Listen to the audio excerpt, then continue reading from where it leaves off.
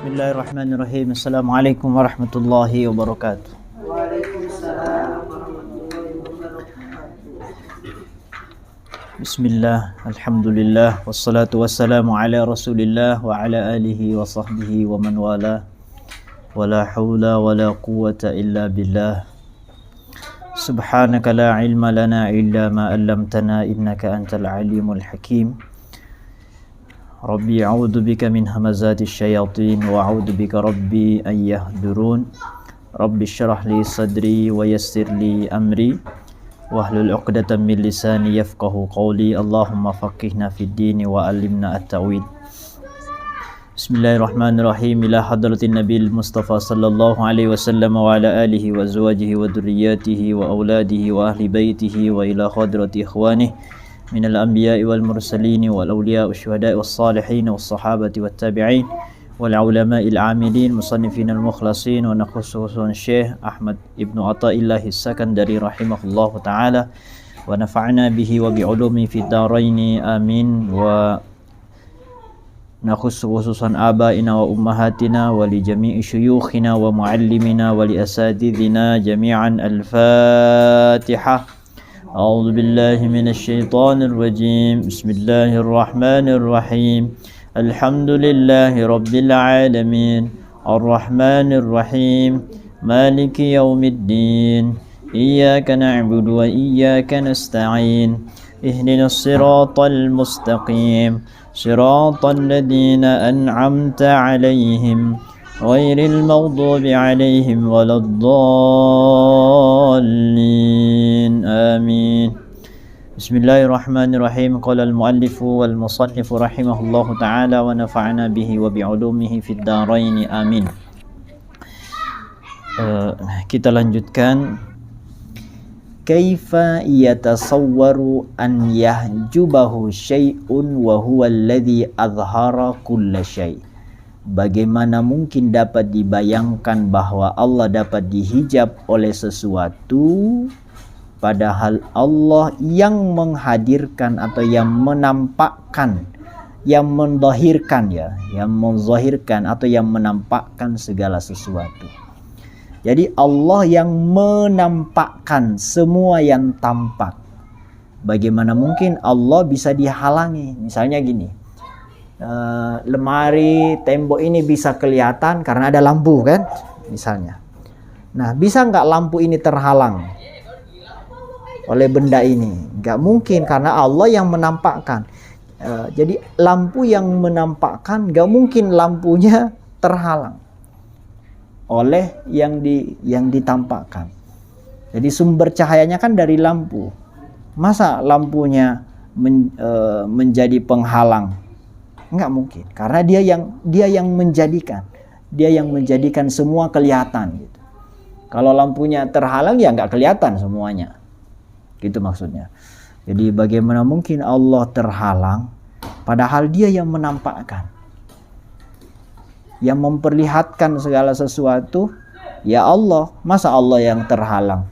Ya kalau enggak ada Allah, yang enggak ada alam ini. Maka kalau kita lebih fokus ke alam daripada Allah, kita itu makhluk yang aneh, Bu.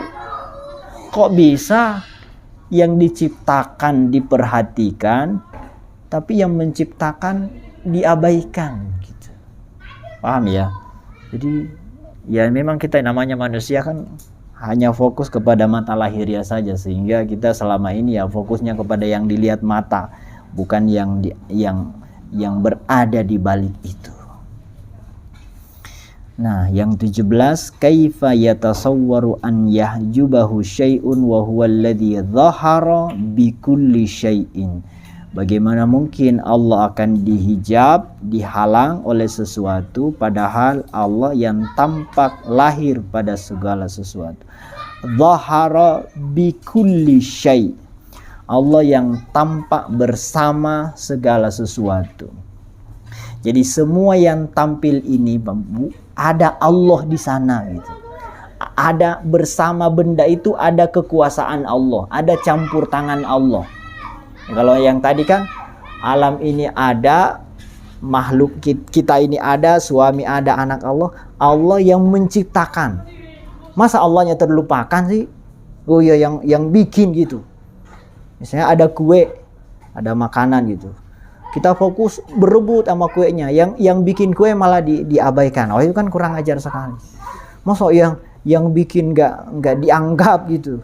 Kita hanya fokus kepada ciptaannya. Sama, kalau kita fokus kepada alam, kepada makhluk, lalu kita abai ke Allah, itu kita kayak kurang adab. Masa yang bikin. Nah, itu yang pertama tadi. Nah, kalau yang sekarang, Allah itu hadir di setiap segala sesuatu. Segala sesuatu itu ada Allah sekarang di situ gitu. Allah membersamainya. Kan ainama kuntum itu. Wallahu ma'akum ainama kuntum. Allah menyertaimu dimanapun kamu berada. Jadi semua orang itu disertai oleh Allah. Artinya ada Allah yang bersama dengan mereka itu. Ada Allah yang membersamainya. Nah, gimana mungkin kita hanya melihat dia, nggak lihat Allahnya, padahal Allah kan bersama dia gitu. Jadi ibu misalnya menghina orang, kalau menghina orang, itu kan ada Allah di situ. Apa ibu nggak, apa kita lah ya, apa kita nggak menganggap ada Allah di situ? Oke lah, orangnya menjengkelkan, tapi kan Tuhannya gitu. Maka orang yang bertasawuf itu nggak akan menghina orang, karena dia tahu ini ciptaan Allah. Ada Allah yang membersamainya gitu. Ya kita malulah sama penciptanya. Kalaupun kita jengkel sama anaknya, tapi kan Tuhannya. Paham nggak Bu? Ibu misalnya jengkel sama anak, tapi anak itu anaknya Pak RT, yang ibu hormat banget sama Pak RT itu. Mungkin gak ibu memarahi anak itu ketika dia sedang berada di samping Pak RT? Padahal kita hormat banget sama Pak RT-nya gitu. Kan kalaupun kita jengkel sama anaknya, tapi kan kita hormat ya sama orang tuanya. Kecuali kalau sama Pak RT-nya kita jengkel juga, ya udah habis. Tapi kan ya sama. Jadi alam raya ini atau makhluk yang Allah ciptakan itu disertai oleh Allah. Maka jangan sampai kita hanya fokus kepada orangnya, kepada makhluknya. Allah tidak tampak. Nah, mirip-mirip ini. Nah, yang 18, kaifa yatasawwaru an yahjubahu syai'un wa huwa alladhi dhahara fi kulli syai'. Bagaimana mungkin Allah akan terhijab oleh sesuatu padahal Allah yang tampak pada sesuatu itu. Jadi yang kita lihat itu kekuasaan Allahnya. Yang tampak itu Allahnya sebenarnya. Artinya yang tampak itu kekuasaan Allahnya. Kucing bergerak atau matahari, awan lah, awan misalnya awan berjalan gitu. Ini awan berjalan atau awan diperjalankan oleh Allah. Kan? Jadi yang memperjalankan Allah, bukan awannya. Awannya itu objek Bu, bukan subjek. Objek artinya dia diperjalankan. Berarti yang aktif awan atau Allah? Allah. Nah, bagaimana mungkin yang aktif nggak nampak, terabaikan, sementara yang pasif itu yang kita lihat. Yang memperjalankan kan Allah.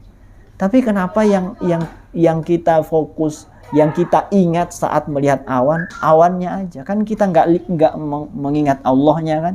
Kita nggak menyadari kehadiran Allahnya. Padahal Allah itu yang menggerakkan. Kok bisa kita nggak menyadari kehadiran Allah yang menggerakkan? Jadi mestinya yang tampak itu Allahnya. Sama daun-daun itu bergerak.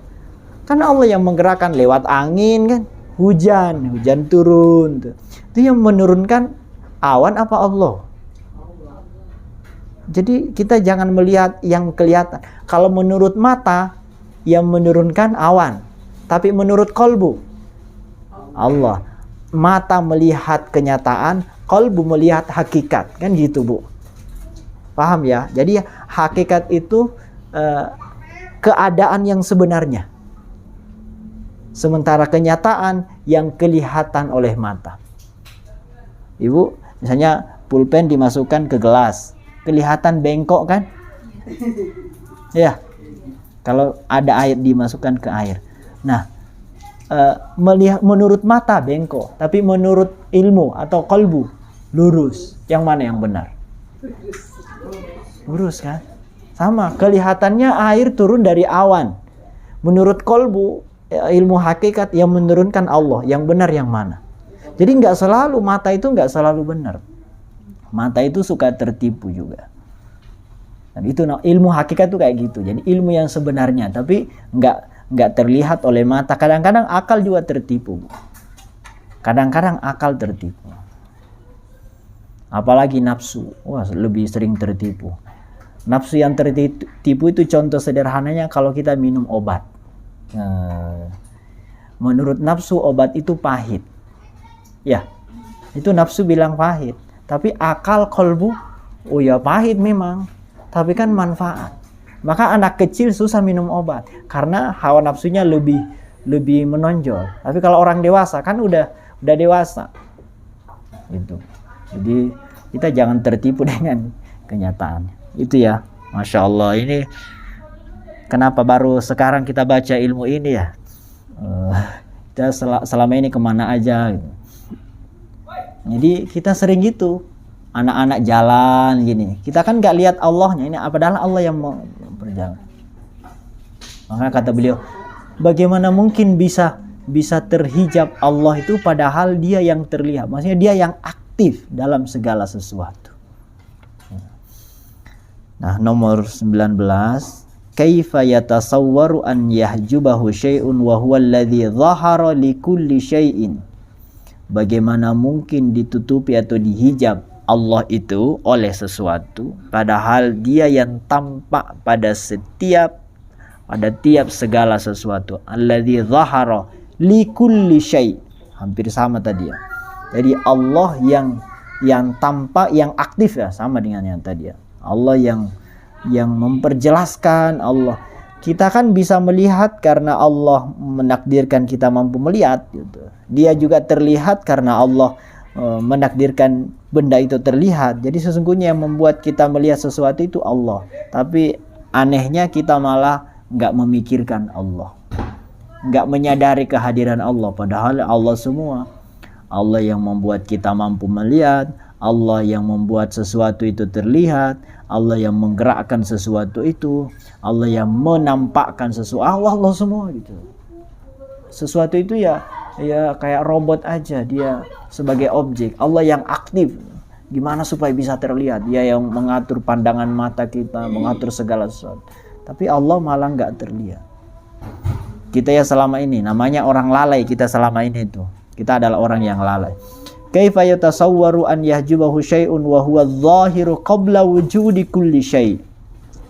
Nah, ini agak berat ini. Bagaimana mungkin akan terhalang atau dihijab, atau kalau di sini dibayangkan bahwa Allah dihijab oleh sesuatu padahal Allah yang zahir sebelum adanya sesuatu. Padahal Allah itu lebih duluan ada daripada sesuatu itu. Kayak tadi awan, Allah kan lebih duluan daripada awan. Kita melihat laut, Allah lebih dulu daripada laut. Allah dulu ada baru menciptakan laut. Tapi ketika kita melihat laut, yang kita lihat lautnya, bukan Allahnya, nggak ada di kolbu lagi, nggak teringat lah saat kita melihat laut. Kan betapa hati kita itu nggak terhubung dengan Allah. Jadi apapun yang kita lihat nggak pernah ada Allahnya. Itu kelalaian kita. Nah, tujuan ilmu ini untuk menghadirkan Allah. Setiap ibu melihat apa saja gitu, apa saja ada Allah di situ. Jangan sampai nggak ada Allah. Kalau nggak ada Allah, melihat benda, melihat alam raya, kok nggak terbayang Allahnya, kok nggak merasakan kehadiran Allahnya, berarti kita yang terhijab. Namanya terhijab. Yahjubahu syai'. Kita berarti dihijab oleh sesuatu. Itu aja Bu ya intinya. Maka itu pentingnya kita latihan tadabbur alam. Tadabbur alam itu harusnya rutin Bu ya. Kita mah sekali setahun, apa kadang-kadang nggak pernah gitu.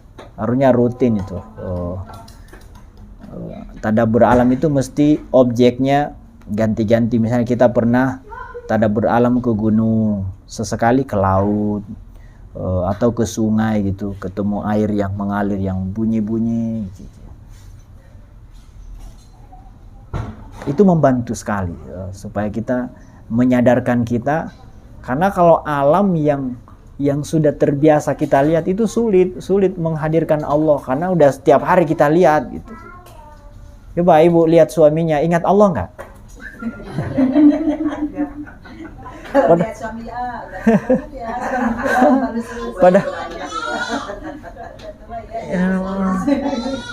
Padahal udah jelas-jelas Allah bilang wa min ayatihi an khalaqalakum min anfusikum azwaja. Di antara tanda-tanda kekuasaan Allah menciptakan pasangan. Jadi pasangan hidup kita itu tanda ayatnya Allah. Tapi anehnya nggak pernah jadi ayat. Allah ya. Padahal itu bukti Allah ayat Allah yang sangat jelas. Coba kalau ibu tiba-tiba dapat boneka bisa ngomong. Subhanallah kan gitu. Ya Allah, boneka bisa ngomong. Kenapa suami ibu yang bisa ngomong kok nggak subhanallah? Tiap hari lihat terus. Makanya. Iya, makanya tadabbur alam itu tujuannya itu ya. Kadang-kadang kita kalau melihat alam yang baru itu biasanya Masya Allah. Coba orang Arab yang nggak pernah lihat sungai subhanallah gitu. Giliran orang Indonesia ngelihat padang pasir, Masya Allah. Padahal kalau orang Arab biasa padang pasir itu kayak gitu. Jadi kalau kita itu melihat sesuatu yang baru, keimanan kita muncul lah gitu. Nah, nomor 20, kaifa yatasawwaru an yahjubahu syai'un wa huwa adharu min kulli syai'. Bagaimana mungkin Allah akan diijab sesuatu padahal dia lebih tampak dari segala sesuatu. Allah itu lebih jelas Bu daripada, sering kita jelaskan ya. Allah itu lebih tampak. Memang enggak tampak oleh mata, tapi lebih tampak Allah karena Allah yang menciptakan itu. Allah yang mengatur. Kalau Allah enggak turun tangan, enggak campur tangan, benda itu enggak tampak, enggak ada, enggak bergerak sama sekali. Enggak kelihatan lah. Jadi Allah itu mestinya lebih tampak daripada segala sesuatu. Tapi kita malah Allahnya enggak tampak. Kaifa yatasawwaru an yahjubahu syai' wa huwal wahidul ladzi laisa ma'ahu syai'. Bagaimana mungkin Allah akan dihijab oleh sesuatu padahal dia tunggal, tidak ada di sampingnya segala sesuatu. Yang ngatur alam raya ini Allah sendiri atau ada yang lain? Kan sendiri. Nggak ada yang lain. Bahkan kita ini nggak mengurus diri sendiri, yang ngurus diri kita ini Allah. Kita makan, tapi kan yang makan saya Pak Ustadz. Betul, ibu makan, tapi yang ngasih kekuatan makan, yang ngasih petunjuk otak kita untuk mau makan, yang ngasih nafsu makan kan Allah semua. Jadi kita hanya menjalankan apa yang Allah kehendaki, apa yang Allah gariskan. Jadi nggak ada yang ngatur alam raya ini selain Allah, nggak ada. Yang menurunkan hujan, yang mengatur awan, semuanya Allah. Kok bisa Allah nggak tampak padahal Allah sendirian? Alam ini kan nggak ada, hanya bayang-bayang saja. Kelihatannya ada, padahal nggak ada Allah. Kaifa yatasawwaru an yahjubahu syai' wa huwa aqrabu ilaika min kulli syai'. Bagaimana mungkin bisa dibayangkan Allah dihijab oleh sesuatu padahal dia yang lebih dekat daripada segala sesuatu. Saya ulangi lagi ya. Ibu misalnya terhalang oleh buku dari saya. Jadi ibu terhalang oleh buku. Kenapa terhalang? Karena buku lebih dekat. Bisa nggak ibu menghalangi buku ini dari saya? Ibu menghalangi saya dari buku ini. Padahal ibu lebih jauh. Bisa nggak? Yang menghalangi mesti lebih dekat. Ya. Jadi penghalang itu mesti lebih dekat daripada yang dihalangi. Nah, Allah itu lebih dekat ke kita. Allah bahkan lebih dekat. Kok bisa ada yang menghalangi? Gimana ceritanya? Allah kan lebih dekat. Kok bisa terhalang? Kan Allah nahnu aqrabu ilaika min hablil warid. Allah itu lebih dekat daripada urat nadi, kan? Berarti Allah dekat banget. kok bisa terhalang? Terhalang oleh harta, terhalang oleh keluarga, terhalang oleh akal, terhalang oleh alam, oleh makhluk. Jadi aneh kalau Allah itu bisa terhalang. Maka mestinya Allah nggak bisa dihalangi oleh apapun, karena Allah lebih dekat kepada kita. Jadi Allah itu udah paling dekat ke kita lah. Nggak usah, gimana Ustaz kalau kita merasa jauh dari Allah?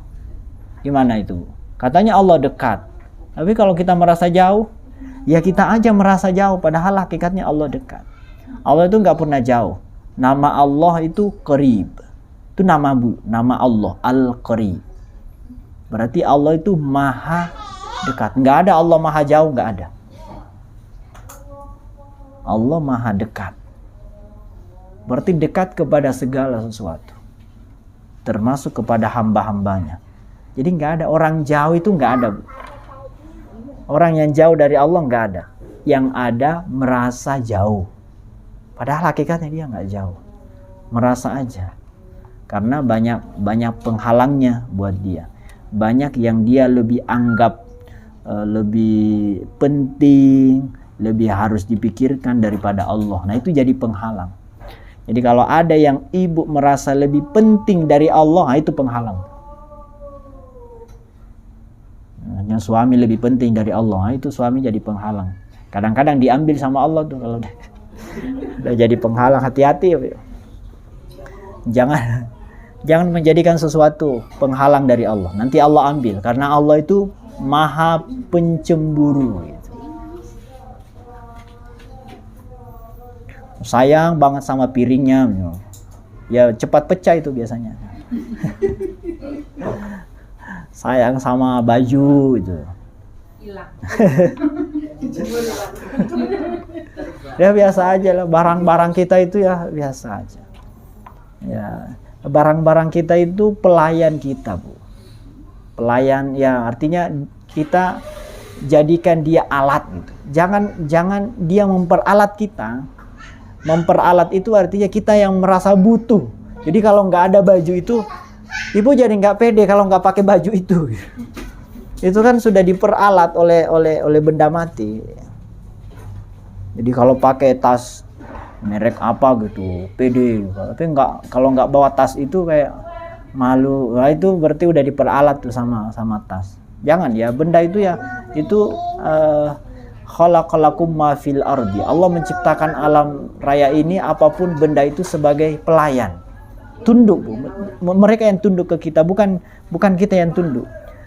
Jadi jangan sampai masuk ke dalam hati ya. Benda itu ya sebagai pelayan. Kalau ada ya dipakai, kalau enggak ya enggak usah.